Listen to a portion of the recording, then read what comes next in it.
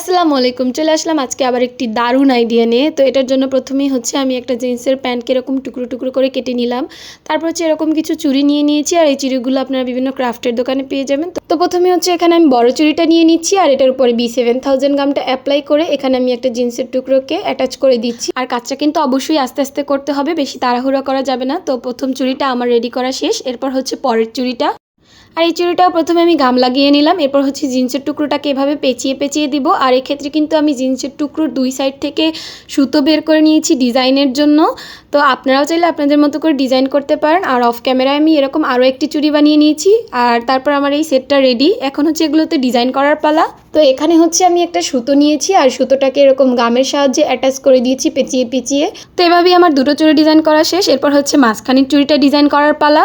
প্রথমে হচ্ছে অ্যাক্রিলিক রঙের আমি সাদা কালারটা দিয়েছি। এরপর হচ্ছে আমি ব্লু কালারটা দিয়ে এরকম একটা স্কাই শেডের কালার বানিয়ে নিয়েছি। আর এরপর হচ্ছে ভিতরটাতে এরকম আমি সাদা রঙটা দিয়ে 3 কোণা করে একটা ডিজাইন করে নিয়েছি। তো এগুলো করতে কিন্তু খুব সময় লেগেছে। একটা রং শুকাতে দিতে সময় দিতে হবে, না হলে হচ্ছে একটার সাথে আরেকটা লেগে যায়। এখানে কিন্তু আপনারা আরও চিকন ব্রাশ ব্যবহার করবেন, তাহলে ডিজাইনটা দেখতে আরও সুন্দর হবে। আমার কাছে ছিল না, তাই আমি এটা দিয়েই ডিজাইন করেছি। ডিজাইনটাকে আরেকটু সুন্দর করার জন্য এখানে আমি দুটো সুতোর চুড়ি বানিয়ে নিয়েছি। তো তারপরেই তো আমার এই সুন্দর চুড়ি সেটটা রেডি। তো আপনাদের কাছে আইডিয়াটা কেমন লাগলো অবশ্যই জানাবেন।